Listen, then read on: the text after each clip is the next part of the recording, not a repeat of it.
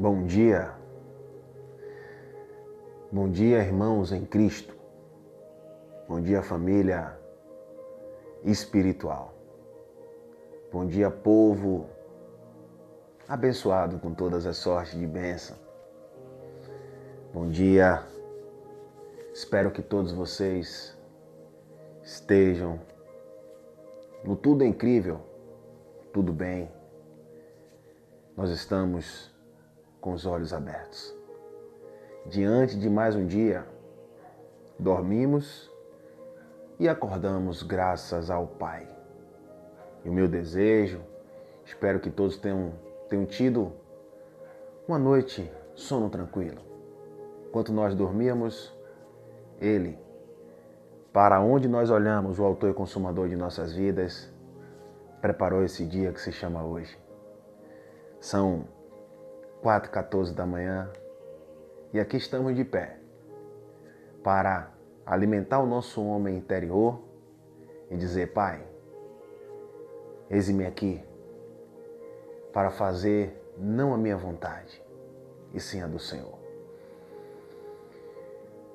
Levando o nosso pensamento cativo ao trono da graça de Deus. Que venhamos ser direcionados pelo Espírito que intercede por nós. Que venhamos ser admoestados, consolados e edificados por Ele, que nos escolheu.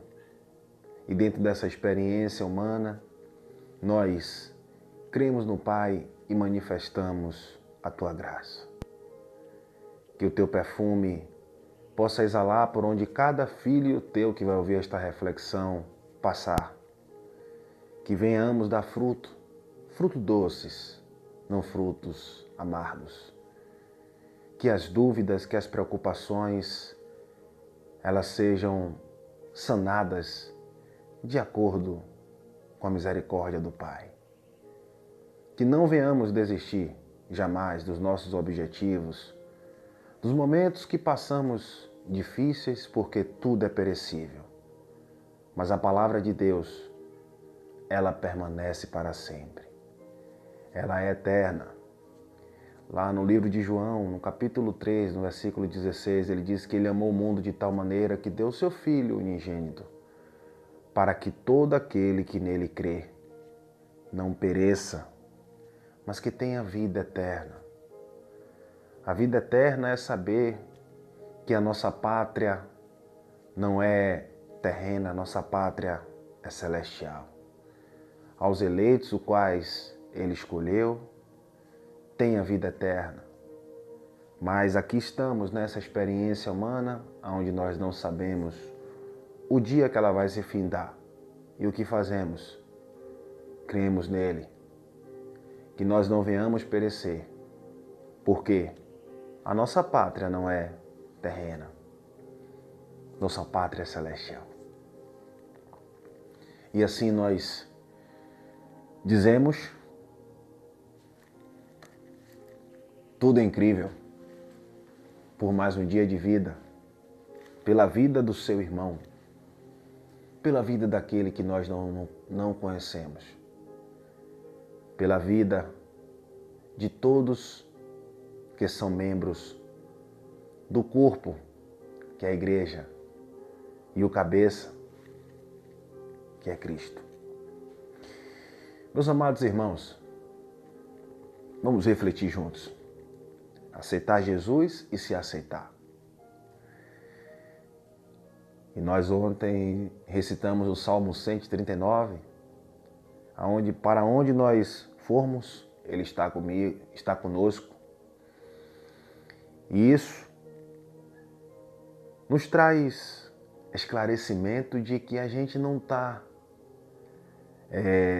oculto diante do Pai, né? Esquecido pelas situações que nós passamos. Às vezes nós nos sentimos assim, né? Isso é normal. Mas Ele cuida de cada um de nós. Ontem eu assisti um vídeo e eu já falei aqui algumas reflexões. Não significa que a gente não pode repetir e torná-lo a falar, porque cada vez que a gente vai exercitando, a gente vai evoluindo, a gente vai crescendo em um grau de maturidade com a mente de Cristo ativada. E ontem eu assisti um vídeo que o zelo na religião ele é preocupante. E isso acaba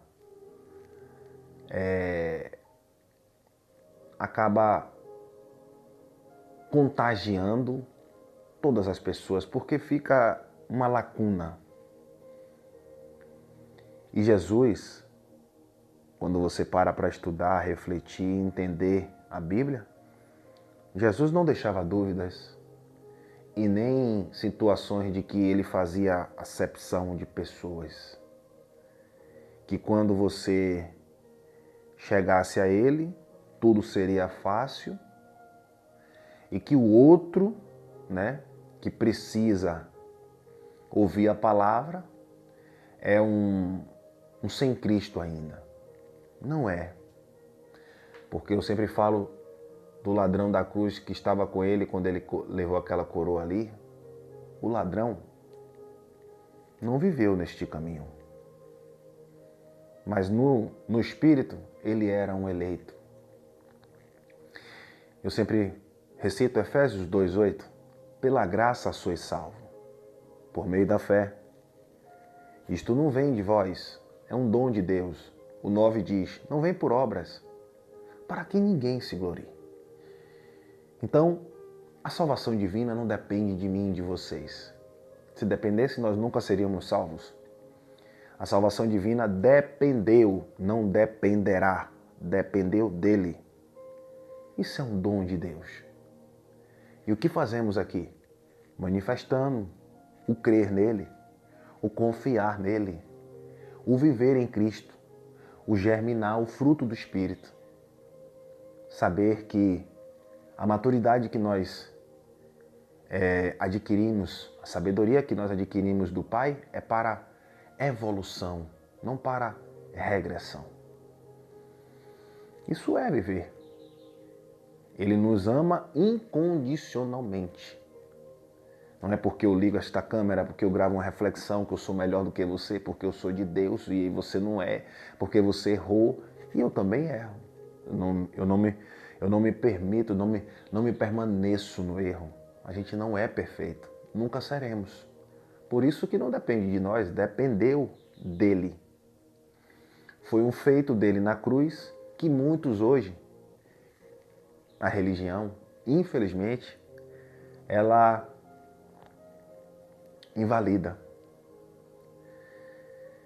Gálatas 2:21, ele diz assim, se a justiça provém da lei, segue-se que Cristo morreu em vão. Essa lei não é lei civil, é a lei de Moisés. Era uma lei de condenação e morte. Era uma lei que ela vigorava, não vigora mais, no primeiro século da era cristã. E ele veio para cumprir essa lei, ele não transgrediu. E o fim da lei é ele, foi ele, para toda a justiça daquele que nele crê.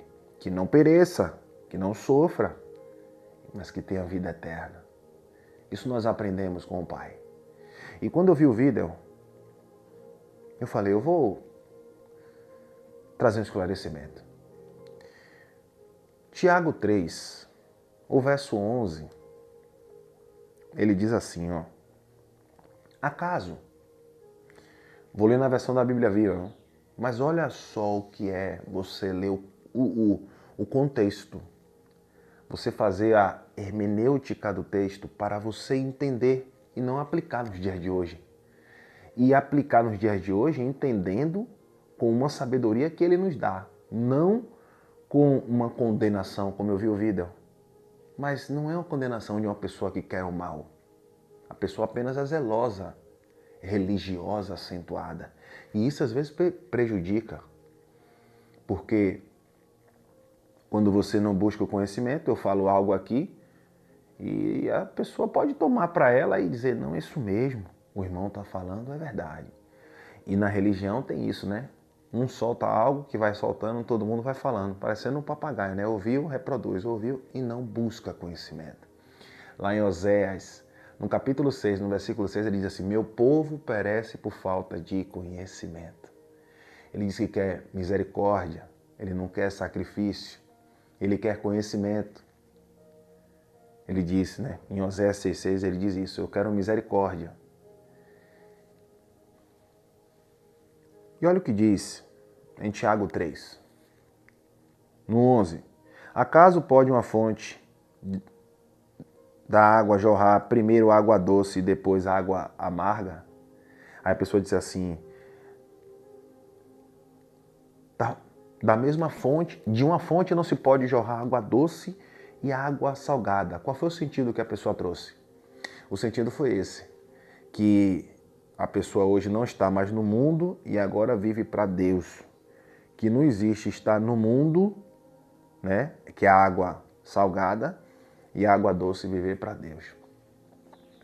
E aí aquilo estava gerando dentro de um podcast, uma conversa que a pessoa, né, disse assim: hoje eu sirvo a Cristo. Se eu vier a estar no mundo, dentro da profissão da pessoa, ela disse que não estava servindo a Cristo, porque estar no mundo é jorrar água salgada.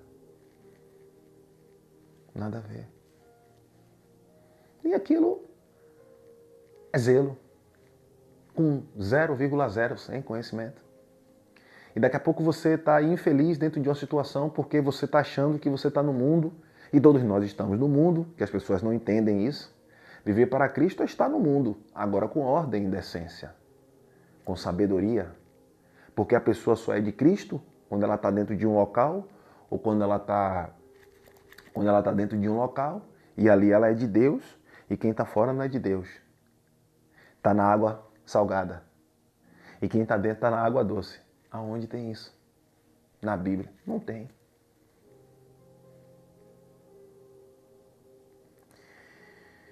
Presta atenção. Talvez você tenha falado isso algumas vezes, ou ouviu e se feriu. Quando ele está falando isso aqui, acaso pode uma fonte de água jorrar primeiro água doce, depois água amarga? Presta atenção o que é. Olha o texto. Aí você vai para o 1 para entender o 11. É fácil. Meus irmãos, Tiago 3. Eu estou lendo na versão da Bíblia Viva. Meus irmãos, vou ler rápido, mas vocês vão entender. É clareza de Deus. Meus irmãos, não sejam muito de vocês mestre na igreja, pois nós mestres, os que ensinamos, seremos julgados com maior rigor do que os outros. Todos nós cometemos erros. Se alguém pode dominar, preste atenção, se alguém pode dominar a sua língua, isso prova que ele tem perfeito domínio sobre si, próprio em tudo o mais. Podemos fazer com que o cavalo grande se volte e vá para onde quisermos por meio de freios em sua boca.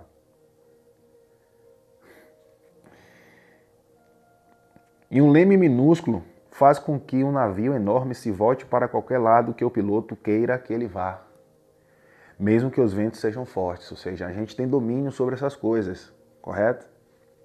Assim também a língua.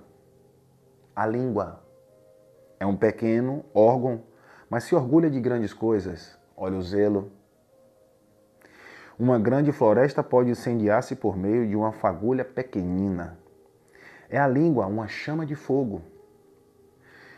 Está cheia de maldade e envenena todos os membros do corpo. E é o próprio inferno que ateia fogo à língua, que pode transformar toda a nossa vida numa chama ardente de destruição e desastre. Eu vou continuar lendo para não parar aqui. Os homens têm domesticado ou podem domesticar qualquer espécie de um animal ou ave que tem vida, e qualquer réptil e criaturas do mar, mas nenhum ser humano consegue domar a língua. Ela é incontrolável e está sempre pronta a expelir seu veneno mortífero. Verso 9. Com a língua damos louvores ao nosso Senhor, água doce, e o Pai, e com ela rompemos maldições contra os homens que são feitos à semelhança de Deus. Água salgada. Não se pode jorrar água doce e água salgada não. Por quê?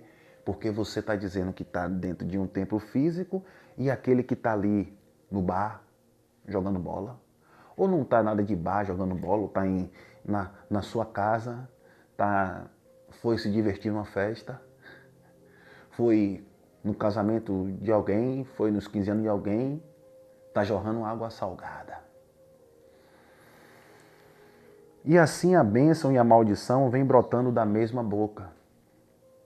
Meus irmãos, é evidente que isso não está certo. E aí vem o 11. Acaso pode uma fonte de água jorrar primeiro água doce e depois água amarga? Aí eu vou fazer uma pergunta. Dentro desse vídeo, essa pessoa que disse é cristã, estava jorrando água doce ou água amarga? Amarga. Dividindo a igreja, que são vidas. No caso dela, ela estava dizendo que hoje canta para Deus e não canta mais para o mundo porque ela não pode cantar para o mundo. Bom, se no quesito dela, ela não se vê mais cantando o que ela fazia antes, e são coisas que, possa-se dizer assim, afligem a alma dela, está correto. Quando o espírito está contrito, meu irmão, você siga o caminho onde você está. Você só não pode generalizar, porque a sua história não é a minha. Já pensou? Eu sou músico. Não estou falando porque eu sou músico e eu toco. Mas eu estou jorrando água salgada? Não. Eu estou indo atrás do meu sonho, fazendo aquilo que eu gosto e de forma lícita. Já pensou?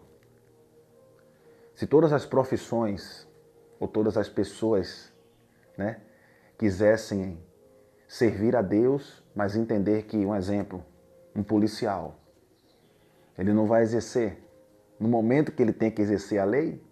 Por quê? É água salgada. O juiz, o advogado, que tem que estar ali defendendo uma causa, mesmo ela sendo de contra, mas ele tem que fazer, ele está fazendo coisas salgadas. E um músico, um artista. Eu vejo muitos artistas aí que fazem células na sua casa, que creem em Deus, que manifestam o amor do Pai, serem julgados pelos juízes da internet. Por quê? Como é que pode servir a Deus e ao mundo? Mas você está fora do mundo? Aí abre-se um parêntese. Olha só isso aqui. Em Mateus 10, Jesus disse assim: de graça recebeste e de graça dai. A maioria deles cobram para ministrar. A maioria deles cobram para cantar. E aí? Tá certo? Não. Custo operacional é uma coisa. Se deslocar daqui para ali. Mas cobrar valores astronômicos? Não. Porque é de graça receber, de graça dar. Mas essa parte pula. Tá vendo? Como a clareza sem sofisma, que é uma coisa que parece verdade, fica direto e objetivo. Quando for falar, tenha domínio. Foi isso que ele disse. Não sou melhor do que a pessoa que fez o vídeo. Mas eu busquei o conhecimento para eu não afligir as almas da igreja, que são vocês.